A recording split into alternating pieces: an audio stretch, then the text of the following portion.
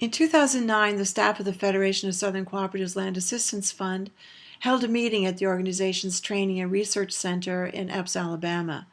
The purpose of the meeting was for the staff to learn about the Federation's history from some of the early organizers. These included Ralph Page, John Zippert, Carol Zippert, Alice Paris, Jerry Pennick, and Wendell Paris. Wendell Paris, who was the first director of the organization's training center, was the keynote, and here he provides an overview of the founding and early years of the organization's work and mission. I guess the original purchase went to the American Friends Service Committee, but they were based probably in Philadelphia or somewhere. So that meant that you were involved in interstate commerce, and that's how we got in the federal court. If we hadn't gotten in the federal court, we never would have won the case. But when the federal judge got so disgusted when these folks walked in there with a loose leaf banner, say, here are our records on not the price, not the cost of the land, but the improvements that we had made to the land was just as much as what the land was selling for back in those days. So you had all of those types of things that you were dealing with. So you weren't just talking about developing the Federation of Southern Cooperatives. You were also at the same time talking about developing the individual cooperatives that had membership in the Federation. I was thinking about when Fred was talking, and we were having this discussion this morning, why is the Federation such a well-known secret? Part of that reason has to be because we were just as much concerned about you as an individual member. You need to know about your local cooperative. And we will help you to understand that the 7 cooperative principles and other principles that help you to establish cooperative. But we want you first to deal with your local situation. So we're worried about doing this. After 40 years, I guess it's time for us to start worrying about not the name of the Federation. But early on, our focus was on how do we get those members to really focus on how they're going to work with that local cooperative. Because that was just as important as them understanding the concepts that were being put forward through the Federation of Southern Cooperatives. We felt at the time. That may have been a mistake. We made a plenty of them, no doubt. But that's what we were saying at the time. Let us get folks involved in how they're going to help their local cooperatives and what they need to do to sustain those local cooperatives. And we will work with how we're going to sustain the Federation itself. But primarily our focus is going to be on how do you help folks in those local communities? Who was that, Ralph? Somebody had those, remember those train carloads of corn seed? Who sent that stuff? One of them seed companies donated it, didn't they? All over. Alabama. Somebody donated us some corn seeds. I guess they were last year's seeds, so the germination percentages were probably below 90% or something. So they knew they couldn't sell them. They said, well, we got maybe 12 train carloads of corn seed. Say, do y'all want them? Ralph said, yeah. So all over, at strategic points all across the South, we were sending these train carloads of seeds and give them to the farmers for $1 or something. I guess we'd make it enough to cover the cost of unloading it, paying for the train car and unloading it. But other than that, you hadn't attached anything to it. Here's an opportunity for us to help these farmers. Guess what the federal government said? All across the South, it says if you got those seeds from the Federation of Southern Cooperatives that was given away, we will not approve a loan for you this year. They put in an editorial somewhere that said Ralph Page should have known better than that. You should have, Ralph. You should have known better than to give those corn seeds to those folk because they were below the germination percentages of some kind of superficial argument. But the fact was that the distributors and the wholesalers as well as the retailers weren't able to sell the farmers the corn seed that they had been selling for these jacked up prices. See, if you're not willing to shade the ground you stand on, then who or what are you? Spirit, a heart for the people, but it comes with some backbone. That's the reason that I consider you some of the luckiest people. Well, it ain't luck, but you are some of the most blessed people in the world. Because you get a chance to work with an organization and for an organization that's heart is right and has some backbone. Everybody else out here got all this other stuff. But if you're not willing to stand with folk in their time of need, then what are you all about in the first place? That's what this organization represents. And that's what you represent as being a part of it. So when Ralph is calling you to get ready to take a leadership role, to be a part of what is going on in these local communities, that is why he's saying that. Because you have the responsibility, you are charged. You got the God-given responsibility to go out here and try to help some folks. Because that is the legacy of this organization. That's what it's all about. Up in Virginia, we set up a thing called the Southern Agricultural Association of Virginia. What was the issue up there? The small farmers were growing tobacco, but you couldn't get your tobacco on the tobacco sale bond floor on the day when all of the good buyers were going to be there. See, when the season first opened, you might have had 10, 15, 20 buyers down there, and they down there bidding on that stuff. You couldn't get your tobacco on the floor those days. You couldn't get your tobacco on the floor till next week sometime. You might have one buyer down there, and he's going to give you whatever he wants you to have. So instead of folks trying to say, well, we will not be able to stay in business if we just going to accept what somebody give to us when we know it's wrong, we have to organize. We have to make sure that our farmers we have to organize to the point that we can get the best product, the best price for our goods that we possibly can. And that is the history. I'm saying that was going on all from Virginia down to Florida, across to Texas. That's the territory that the Federation worked, and that's the type of thinking that we brought folks from the staff, from the board, from everybody associated with the organization. That is what we were bringing forth for folks to deal with back in the communities where they were working. So whatever was going on, if it was an extension of the civil rights struggle, where you weren't just protesting, swimming in, what did they have, sleeping in, swimming in, all that kind of stuff. But Mr. Cunningham, who directed the state association for a long time, Mr. Cunningham said, if they had given us the right to go in there and eat in those restaurants, we didn't have the money to go in there and pay for nothing no way. So the Federation there was set up so you would have some money in your pocket. So if you decided you want to go into a Holiday Inn, probably the biggest thing we was eating in at that time, if you wanted to go in there and eat at the Holiday Inn, you could have some money to pay for it. Gee's Bend, Alabama. Any y'all ever heard of Gee's Bend? Nobody. Tell us what Gee's Bend is. And what county is it in? Wilcox County. What is the dubious distinction of Wilcox County in terms of black people and the right to vote over there? Not a single black person was registered to vote in Wilcox County before 1965.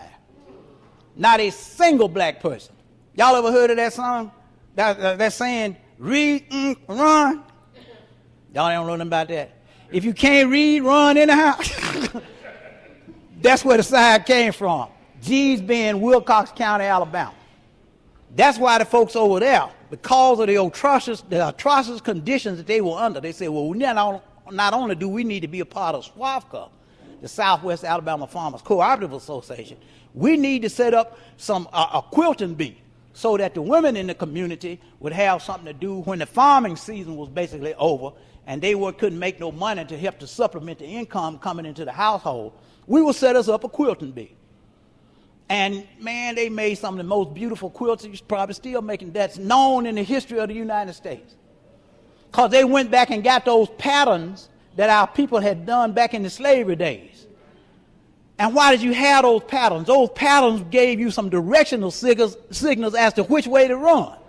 If they hung that quilt a certain way, you know you're supposed to go to the north. If that quilt was hung to another way, you know you're supposed to stay hid in this wilderness. See, sometimes you couldn't sing a song. You couldn't say, steal away. That's how that song, did you know that, Linda? That's how Steal Away got started. Steal away home. I ain't got long to stay here. That's what they were saying. I got shoes, you got shoes, all God's children got shoes. When I get to heaven, I'm going to put on my shoes, I'm going to walk all over God's heaven. And the thing I like is, and everybody talking about him ain't gone. So that protest has been with us ever since we came to the shores of this country when there was some injustice taking place, okay? And it ain't just black folks, it's anybody who's not of that upper echelon class. See, that was the thing about them Bushes. Y'all know the Bushes? They discriminated against all white people who weren't in their economic class. They didn't care nothing about whether you was white or not. If you wasn't a multi-millionaire, then you didn't count. So it was necessary for everybody to organize. Poor white people, poor black people, Indians, Hispanics, all types of folks needed to organize because it has come now even more clearer. We didn't understand it fully then, but there are two sets of folks in the country now who have power. Organized money and organized people. And if you ain't got no money, then you got to organize the people. If you want to have some power in this country. Organized money and organized people. And organized people will always outrule organized money. And if you come with that type of understanding of things, that makes you a dangerous people. Because organization is what is so feared here. You were talking earlier about the difficulty you have in getting the resources to make these cooperatives work. Why? Because you're talking about organizing people. You're talking about empowering people that's poor. One day, and that never was supposed to take place. Because when you empower people, it's hard to steal from them. Who was talking? What example was that? Was that Fred or somebody was talking? Who was he talking about? Heather? Weren't you talking about the lady that she joined the cooperative? Yeah, when she joined the cooperative, folks said, hey, I got to back off of her. I got to give, no, not back off, but I got to give her some serious consideration. But I don't want, because I don't want the people who know organization to know what I'm doing up in here. And that's what we represented, and that's what we still represent. That's what you still are doing. Reverend Scott, how many farmers you working with? We were down there, and I can't remember what we were doing. We probably was down there talking about the census stuff. But you talk about you were working with some farmers that had over 700 credit score, and they still couldn't get their loan. You know, the government around there saying, if you got a 700, we can make you the loan. You working with what? 10, 15, 24? Got over 700, but they still can't get that loan. Why? Because you're talking about putting some power, putting some control, putting some resources in the hand of the people at the bottom. And when you do that, that makes you dangerous. It's no accident that the Federation is going to always be in a struggle, because you're always out there trying to do what's necessary to help the poor people at the bottom. And when you make a decision that you're going to help the least of these, then you get in trouble with the folks who are looking to rob, rape, and steal from the least of these. And that is what you represent here. That's what you're all about. How are we going to, in this second 42-year cycle that we are going into, how is it that we are going to continue to help the folks that we have been helping all along? The first thing comes from understanding what the history is, understanding how you got to where you are, and appreciating what has been going on before you. Jesse Jackson said, we all stand on somebody's shoulders. So on the shoulders that we stand on, how do you spring forward from that to move this Federation of Cooperative to the next level that it has? So that's a part of the history, and I can't tell it all here. But Ralph and Jerry and John, who else going to be with y'all tonight? Or whoever y'all choose to do with that tonight. Those are the things that they're going to talk to you about, so that you will have a full understanding, or a better understanding of what the organization's history is, and so that you can see how you fit into this scheme of things, so that when you go back to your local communities, wherever they are, you will know that you're just not out there fighting by yourself, but you have some people that's got a bulldog grip. They're not going to give up on folks if there's some way that we can give them some kind of help. We know we didn't have no resources to put up no collateral, but you just go in there and just keep fighting anyway. In fact, the land that we got in 1970, when we bought this land, we couldn't get but a 10-year loan. And that was at 10%. Yeah, League Life Insurance. They loaned us probably, I guess they had the first mortgage position. But that was for 10 years at 10% interest on farmland. So they basically wanted us to fail. It was built in that we would fail. But some kind of way, because we keep that tenacity, we're not going to give up on it. We just, if they tell us you can't go that way, we're going another way. And that is who you work for. That is who you work with. That is who you represent now. The folks who gonna have that tenacity, gonna have that stick-to-itness, that if you can't work it out the conventional way, and most of the times it won't work that way, you don't give up, but you just keep moving it forward. You just keep pressing it. till you get figure out how you're going to get some resources now from somewhere to help the people that need the help. We've had some tremendous successes too. When we were thinking about talking about that history stuff, John, I remember on the 10 Tom here, y'all been down to Gainesville? Any of y'all been to Gainesville? Make sure y'all go to Gainesville. Just go down there and see the locking dam. That was the first locking dam on the 10 Tom waterway.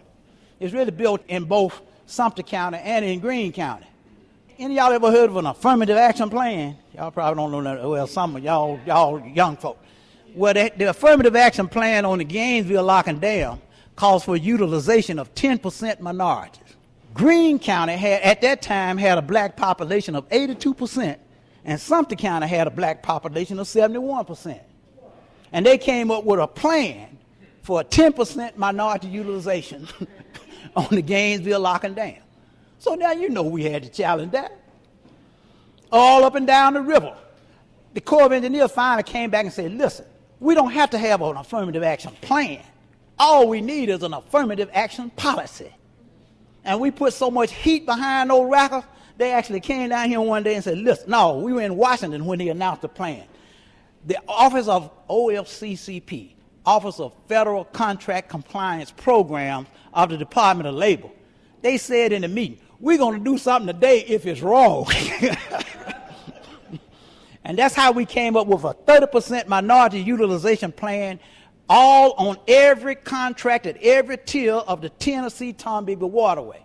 They came up with that plan. But not only did it impact the people on the 10-ton waterway, they said we're going to issue special bid conditions for all non-planned areas. Now, what did that mean?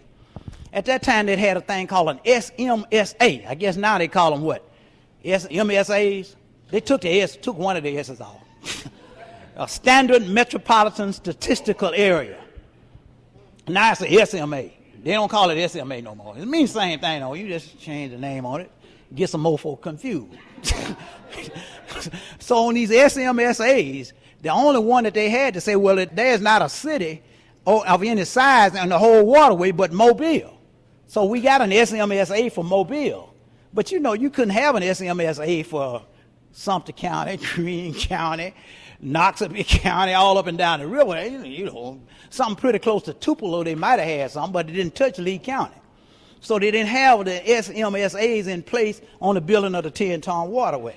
So they said, listen, we're going to issue special bid conditions on all non-planned areas throughout the country. So as a result of what we were doing on the 10-ton waterway, everybody in the country had to come up then with some affirmative action plans and not any policies that they needed to put in place. And that came about because of the tenacity of the Emergency Land Fund and the Federation of Southern Cooperatives. We were separate at that time. But we were able to save a lot of land up and down the river because we had organized the farmers, the landowners, to the point that they knew that they at least didn't have to accept the first thing that the government offered them. And if they found out that they were a part of an organized structure, then the federal government knew it had to deal with them in another way and just couldn't come in and take the land. You know, I'm putting a lot of emphasis on, a lot of times you talk about how bad Mississippi is, how bad the state of Alabama is, and all of the states of the South, the country for that matter. But our fight was also against the federal government. We had to fight openly with the federal government for this stuff. When they came in here to get our records, they said, we're going to get your records, we're going to look through them, we're going to find out what you have done wrong, and then we're going to charge you. You ever heard anything that stupid? They didn't thought we were doing anything wrong. But they said, we're going to look in your records and find out what you have done wrong. And then we're going to charge you. So they kept our records over 2 years. They never would admit, we are sorry, you were wrong, we didn't find anything. I think the only thing they came up with was, we have declined prosecution. No prosecutable offenses. All us around there thinking John has stolen half of the money that was supposed to be coming into the organization and put it into a bank account in Switzerland somewhere. That's what they wanted us to believe. Somebody in the organization had stolen something. We had some lean-to greenhouses over there that we'd gotten money from some federal agency. They actually came to folks' houses and took them a yardstick of gravel down there that it was called for. That's how thorough it was. Because you work with people at the very bottom to try to bring them forward, to lift them up, to try to give them some opportunities out here. And I'm saying that is what is incumbent on you. Where is my boy Cornelius? There he is. Cornelius called me old school, Ralph.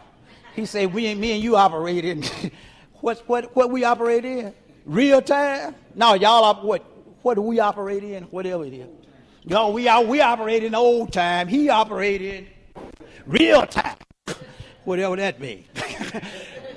But you real time operators. You real time operators. We want to say to you all, we getting ready to pass this baton. And when we hand you this baton, you ain't going to take it walking. You got to run this race. You got to take this baton in full stride. And the way you take it in full stride is understanding how we have brought it to the point where it is right now.